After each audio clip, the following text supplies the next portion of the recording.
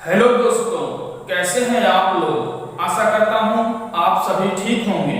मैं डीके यादव अपने YouTube channel basic commerce academy में आप सभी का हार्दिक स्वागत एवं अभिनंदन करता हूं। मेरे प्यारे मित्रों, आज का हमारा ये वीडियो अकाउंटेंसी क्लास 12 का 6th वीडियो है। यानी इससे पहले हमने अकाउंटेंसी क्लास 12 वाले प्लेलिस्ट में ऑलरेडी 5 वीडियो अपलोड कर रखा है। ठीक है दोस्तों, ये हमारा 6th वीडियो है। तो अगर अभी तक आपने उन 5 वीडियो को नहीं देखा है तो पहले जाकर उन 5 वीडियो को देख लें, ताकि फर्स्ट से चीजें आपको समझ में आ जाए। क्या पढ़ाई हो रही है, क्या समझना है, क्या पढ़ना है। ठीक है दोस्तों, आज का जो हमारा वीडियो है उसमें हम लोग जानेंगे इनकम एंड एक्सपेंडिचर अकाउंट के बारे में। यानी इनकम एंड एक्सपेंडिचर अकाउंट क्या है, कैसे बनता है, इसका क्या फॉर्मूला है। यानी नॉट फॉर प्रॉफिट ऑर्गेनाइजेशंस जो चैप्टर है, जिस चैप्टर से एग्जाम में 10 मार्क्स का क्वेश्चन आएगा। इस चैप्टर से एग्जाम में 10 मार्क्स का क्वेश्चन आएगा। कितने मार्क्स का? 10 मार्क्स का। ठीक है दोस्तों, 10 मार्क्स का जो है इस चैप्टर से एग्जाम में क्वेश्चन पूछा जाएगा। नॉट फॉर प्रॉफिट ऑर्गेनाइजेशन से 10 मार्क्स का एक ही क्वेश्चन नहीं रहेगा, क्वेश्चन को डिवाइड किया जाएगा शॉर्ट क्वेश्चन और लॉन्ग क्वेश्चन में। ठीक है, इससे पहले वाले वीडियो में रिसीव्ड एंड पेमेंट अकाउंट का एक क्वेश्चन को हमने सॉल्व किया था, और जहां तक मुझे उम्मीद है कि आप लोग बहुत अच्छे से उस क्वेश्चन को समझ भी गए होंगे। ठीक है दोस्तों, तो आज का इस वीडियो में हम लोग जानेंगे इनकम एंड एक्सपेंडिचर अकाउंट का फॉर्मूला को। तो चलिए देखते हैं इनकम एंड एक्सपेंडिचर अकाउंट को। Income and expenditure account of जो भी क्लब का या सोसाइटी का नाम है यहाँ पर लिखना है। ठीक है दोस्तों, उसके बाद फॉर द ईयर एंडिंग जो भी डेट क्वेश्चन में रहेगा उसको यहाँ लिखना है। ईयर एंडिंग का डेट, ठीक है, ईयर एंडिंग का डेट को यहाँ पर लिखना है। ठीक है दोस्तों, इनकम एंड एक्सपेंडिचर अकाउंट को बनाने से पहले एक बात जो बहुत ही इंपॉर्टेंट है उसे ध्यान में रखना पड़ेगा। क्या है? जैसे हम लोग रिसीव्ड एंड पेमेंट अकाउंट को बनाते समय क्या देखे थे? Received and payment account. ठीक है, तो रिसीव्ड्स को रिसीव्ड्स में लिखे थे और पेमेंट्स को पेमेंट में, यानी रिसीव्ड्स को इस साइड में लिखे थे और पेमेंट्स को इस साइड में लिखे थे। ठीक है, लेकिन इनकम एंड एक्सपेंडिचर अकाउंट में ऐसा नहीं करना है। इनकम एंड एक्सपेंडिचर तो उल्टा हो जाएगा। एक्सपेंडिचर आपका इस साइड में आएगा, यानी इस साइड करने का मतलब इसमें डेबिट क्रेडिट भी होता है। एक्सपेंडिचर आपका डेबिट साइड में आएगा और इनकम आपका क्रेडिट साइड में आएगा। Debit credit received and payment में नहीं होता है, इनकम एंड एक्सपेंडिचर में होता है। ठीक है, इसमें क्यों होता है, उसमें क्यों नहीं होता है, उसके बारे में मैं जो है बताऊंगा। ठीक है, तो एक्सपेंडिचर जो है, एक्सपेंडिचर को पहले लिखना है और बाद में इनकम को लिखना है। अगर ये उल्टा हो गया, यानी इनकम को गलती से आपने इस साइड लिख दिया और एक्सपेंडिचर को क्रेडिट साइड लिख दिया, तो पूरा का पूरा आपका सॉल्यूशन गलत हो जाएगा। आंसर आने के बाद भी एक भी मार्क्स आपको नहीं दिया जाएगा, क्योंकि आपने इसे पूरा उल्टा कर दिया है। ठीक है, तो इस बात का ध्यान रखना है कि इनकम एंड एक्सपेंडिचर अकाउंट में एक्सपेंडिचर पहले यानी डेबिट साइड में आएगा और इनकम जो है बाद में यानी क्रेडिट साइड में आएगा। ठीक है दोस्तों, तो आप जानते हैं एक्सपेंडिचर साइड में क्या क्या लिखना है। यानी कहने का मतलब रिसीव्ड एंड पेमेंट अकाउंट से ही, रिसीव्ड एंड पेमेंट अकाउंट से ही इनकम एंड एक्सपेंडिचर अकाउंट को बनाया जाता है। सबसे पहले अगर हम लोग बात करें एक्सपेंडिचर साइड में क्या लिखेंगे, तो पेमेंट साइड में जो कुछ भी आइटम रहेगा रिसीव्ड एंड पेमेंट अकाउंट से, रिसीव्ड एंड पेमेंट अकाउंट से ही बनता है इनकम एंड एक्सपेंडिचर अकाउंट। तो पेमेंट साइड में जो भी आइटम रहेगा उसको हम लोग कहाँ लिखेंगे, एक्सपेंडिचर साइड में, लेकिन सभी को नहीं, किस किस को लिखना है, किस किस को छोड़ना है वो हम लोग जानेंगे इस फार्मूला में, ठीक है।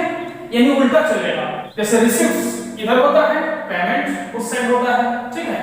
तो पेमेंट का जो भी आइटम है सारा को नहीं, कुछ को छोड़ना है, कुछ को लेना है।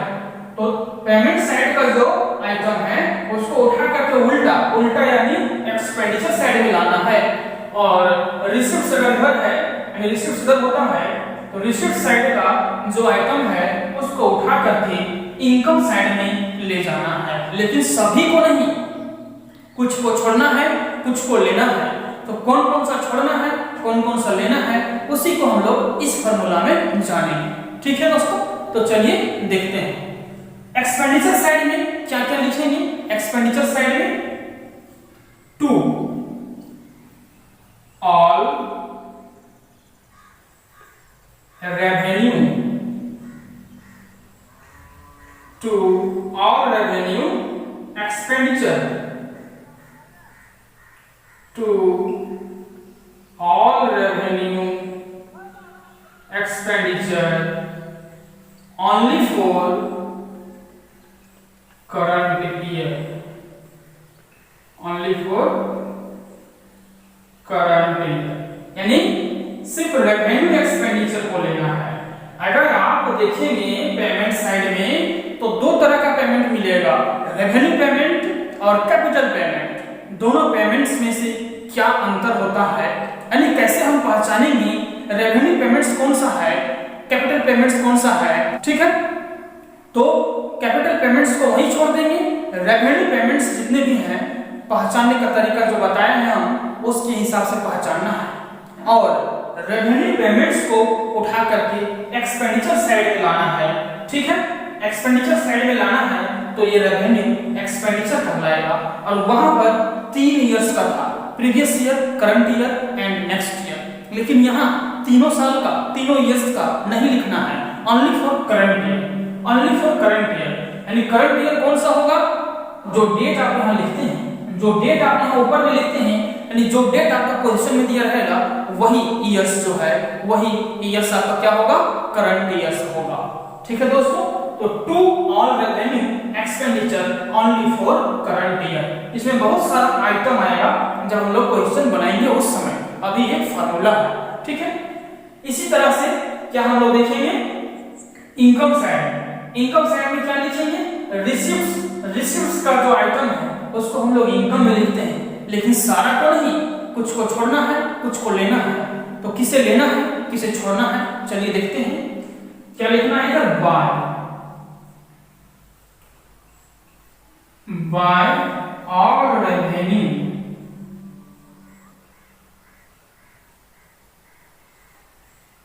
Income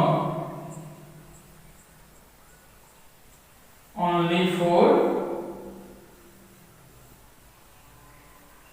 current year.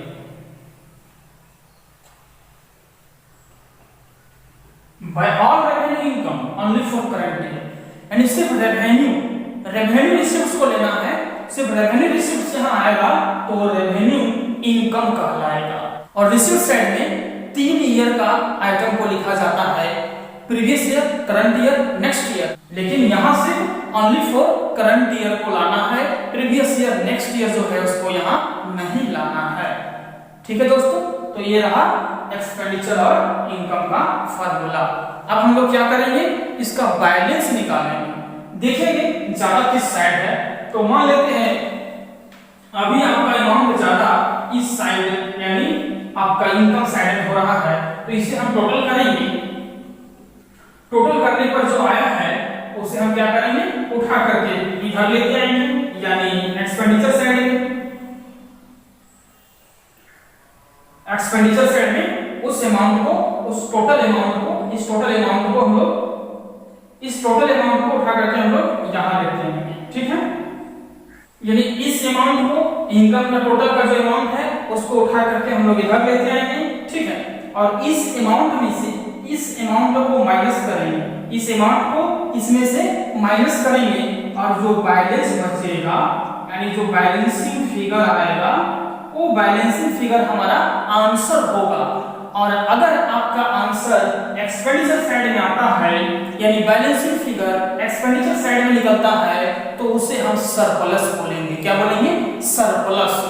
क्योंकि नॉट फॉर प्रॉफिट ऑर्गेनाइजेशंस में प्रॉफिट लॉस की बात नहीं होती है, सरप्लस मतलब प्रॉफिट समझना है। और अगर उधर आएगा आंसर तो डेफिसिट होता है यानी उसे लॉस समझना है। डेफिसिट होता है यानी उसे लॉस समझना है, लेकिन प्रॉफिट और लॉस वर्ड का यूज हम लोग यहाँ नहीं कर सकते हैं। ठीक है दोस्तों, तो इधर क्या होता है? सरप्लस। इधर आपका सरप्लस, ये जो आंसर आया बैलेंसिंग फिगर उसके सीधा में। और अगर मान लेते हैं कि आपका टोटल अमाउंट इधर यानी एक्सपेंडिचर साइड में ज्यादा होता है तो फिर क्या करेंगे? उस अमाउंट को उठा करके यहाँ ले आएंगे और जो बैलेंसिंग फिगर बचेगा यानी अगर आपका आंसर इनकम साइड में आता है तो क्या लिखेंगे? डेफिसिट बाय डेफिसिट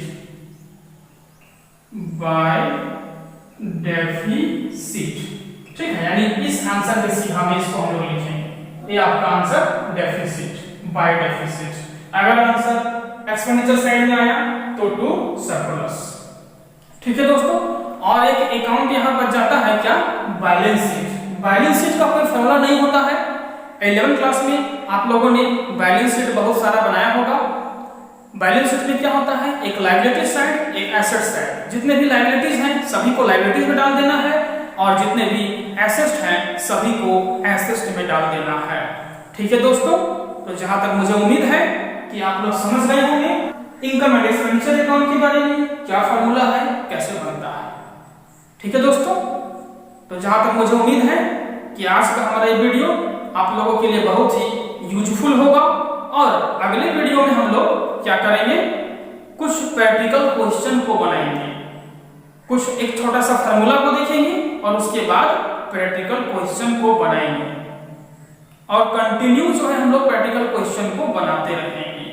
ठीक है दोस्तों, और इस फॉर्मूला से रिलेटेड अगर आपके मन में कोई कंफ्यूजन है, अगर आप नहीं समझ पाए हैं तो कमेंट बॉक्स में मुझे कमेंट कर सकते हैं। ठीक है दोस्तों, आज के लिए इस वीडियो में इतना ही और अगले वीडियो में हम लोग प्रैक्टिकल क्वेश्चन को बनाएंगे।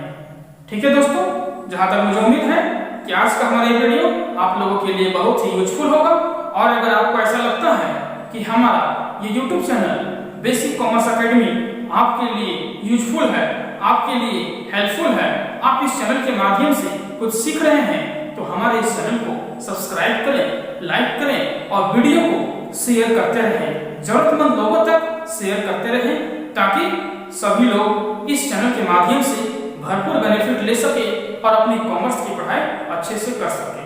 ठीक है दोस्तों, आज की वीडियो थोड़ी लंबी हो गई लेकिन कोई बात नहीं, कंसेप्ट पूरा मुझे क्लियर करना था तो कंसेप्ट जो है क्लियर हो चुका है।